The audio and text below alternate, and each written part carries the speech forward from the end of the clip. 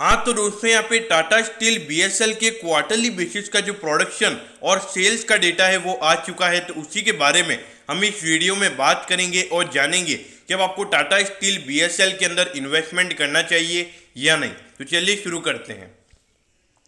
तो देखिए, सबसे पहले अगर हम यहाँ पे टोटल प्रोडक्शन की बात करें तो पिछले क्वार्टर के कंपैरिजन में 0.3% यहाँ पे कंपनी का प्रोडक्शन कम होकर 1171,000 टन का यहाँ पे कंपनी का टोटल प्रोडक्शन अप्रैल से लेके जून वाले क्वार्टर के अंदर हुआ है। तो देखिए यहाँ पर अगर आप देखोगे तो क्वार्टरली बेसिस पर प्रोडक्शन ऑलमोस्ट कांस्टेंट है, लेकिन जो यहाँ पे कंपनी की जो टोटल सेल्स है यानी कि पिछले क्वार्टर के कंपैरिजन में अगर हम कंपनी के सेल्स की बात करें तो वो यहाँ पे 6% गिरकर 1119,000 टन का यहाँ पे कंपनी का टोटल सेल्स निकल कर आया है। तो देखिए यहाँ पर आप लोगों का मेन क्वेश्चन होगा कि प्रोडक्शन और सेल्स डेटा से हमको क्या पता चलेगा।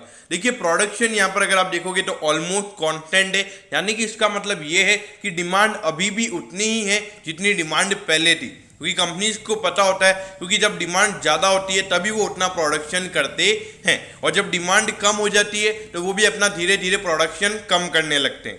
और अगर हम सेल्स की बात करें तो यहाँ पे 6% की सेल्स में हमको क्वार्टरली बेसिस पर गिरावट देखने को मिली है। तो इसका मतलब क्या है? इसका मतलब सीधा यही है कि जो कंपनी का रेवेन्यू है वो पिछले क्वार्टर के कंपैरिजन में कम होगा। तो यहाँ पर अगर कंपनी की जो मार्जिन है अगर वो इम्प्रूव हुए होंगे तो यहाँ पे प्रॉफिटेबिलिटी ज़्यादा आएगी। अगर मार्जिन सेम रहेंगे तो इससे हमको ये इंडिकेशन मिलता है कि यहाँ पे क्वार्टर ऑन क्वार्टर बेसिस पर कंपनी की प्रॉफिटेबिलिटी गिर सकती है। अब यहाँ पर आपका मेन क्वेश्चन ये भी हो रहा होगा कि यहाँ पे हम ईयर ऑन ईयर बेसिस का कंपैरिजन क्यों नहीं ले रहे, मतलब पिछले साल के अप्रैल से जून वाले का कंपैरिजन हम क्यों नहीं कर रहे हैं। तो देखिए उसका रीजन ये है क्योंकि देखिए आप सभी को पता है कि पिछले साल पूरा स्ट्रिक्ट लॉकडाउन लगा हुआ था और ज़्यादा वहाँ पे प्रोडक्शन और सेल्स नहीं हुई थी। लेकिन इस बार अगर आप देखोगे तो मैं परसेंटेज वाइज आपको बता देता हूँ, अराउंड 78% यहाँ पे प्रोडक्शन बढ़ा है अगर हम ईयर ऑन ईयर बेसिस पर बात करें, और उसके अलावा सेल्स की बात करें तो वो अराउंड 61% बढ़कर इतना निकल कर आई है। तो देखिए यहाँ पे ईयर ऑन ईयर बेसिस का कंपैरिजन मतलब नहीं है, क्योंकि पिछले साल कोविड था और उसके वहाँ से उससे सिचुएशन वहाँ पे आपको प्रॉफिटेबिलिटी भी मिनिमम 100% तो वहाँ पे ईयर ऑन ईयर बेसिस पर बढ़ने को देखने वाली ही है। अब ये देखिए 9,742 करोड़ का इसका मार्केट कैप है, अगर देखा जाए तो बहुत ही अच्छा मार्केट कैप है, और टाटा ग्रुप से ये कंपनी बिलोंग करती है, पहले नहीं थी लेकिन टाटा ने इसको एक्वायर किया है। अब देखिए इंडस्ट्री का पी 4.18 का है, ऑलमोस्ट उसी के प्राइस टू अर्निंग रेशियो पे आपको ट्रेड होता हुआ नजर आ रहा है। अगर आप देखोगे अर्निंग पर शेयर पे नजर डालिए 23.03 का यहाँ पे कंपनी का अर्निंग पर शेयर है। और देखिए दोस्तों आपको पता होना चाहिए कि इसके प्राइस टू बुक रेशियो पे नजर डालिए 0.46 का इसका प्राइस टू बुक रेशियो है। और दोस्तों इसकी जो लाइबिलिटीज हैं वो यहाँ पे लगातार ये कम करता हुआ नजर आ रहा है, जिससे इसकी बुक वैल्यू आने वाले टाइम पे और बढ़ती हुई नजर आ सकती है।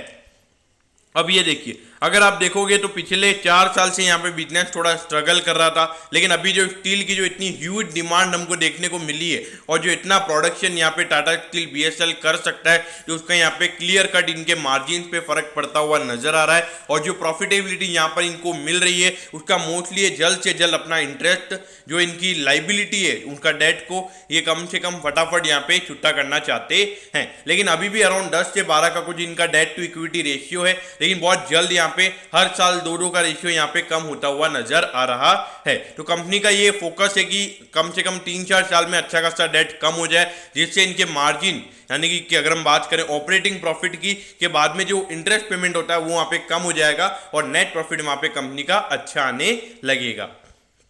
अब ये देखिए 89.10 पे यहाँ पे टाटा स्टील बीएसएल का शेयर भी ट्रेड हो रहा है, और अभी लगभग ये 110 रुपए तक जाकर आया था।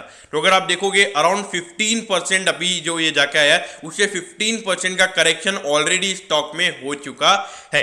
लेकिन देखिए जो स्टील की हमने जो साइकिल देखी है, मुझे ऐसा लगता है कि यहाँ पर अगर करेक्शन नहीं भी होता है तो भी आपको टाइम करेक्शन यहाँ पर देखने को मिल सकता है। लेकिन टाटा स्टील बीएसएल की अगर मैं बात करूं तो एक स्मॉल कैप कंपनी है, और अगर स्मॉल कैप कंपनी का अगर आप रेवेन्यू देखोगे तो वो बहुत ही ज्यादा है और प्रॉफिटेबिलिटी भी कंपनी की अच्छी है। तो देखा जाए तो कम से कम ये कंपनी मिड कैप जरूर होनी चाहिए। लेकिन देखिए अभी जो हैवी डिमांड है उसकी वजह से प्रॉफिटेबिलिटी बढ़ी है। अब नॉर्मल सिचुएशन पे ये बिजनेस कैसे परफॉर्म करता है वो देखना बहुत जरूरी रहेगा, क्योंकि अगर नॉर्मल सिचुएशन पे अगर रेवेन्यू कम हो जाता है और डिमांड बहुत कम हो जाती है और कंपनी फिर से लॉस में चली जाती है तो वहां पर कंपनी के वापिस फंडामेंटल पर अफेक्ट पड़ता हुआ नजर आएगा। तो इसीलिए टाटा स्टील बीएसएल के अंदर अगर आपको इन्वेस्टमेंट करना है अभी तो मेरे ख्याल से आपका एग्रेसिव अप्रोच होना चाहिए और आपको स्टील का बिजनेस समझ में आना चाहिए। तो उसके अलावा अगर आपको ये चीजें समझ में नहीं आ रही है तो प्लीज आप इस स्टॉक में इन्वेस्ट मत कीजिए। तो दोस्तों मैं होप करता हूं कि आपको टाटा स्टील बीएसएल के प्रोडक्शन और सेल्स डेटा के बारे में अच्छे से समझ में आ गया होगा। अगर आपकी कोई भी क्वेरीज है तो आप कमेंट कीजिए, मैं जरूर आपके कमेंट पर रिप्लाई करूंगा। ओके दोस्तों, thank you, have a nice day.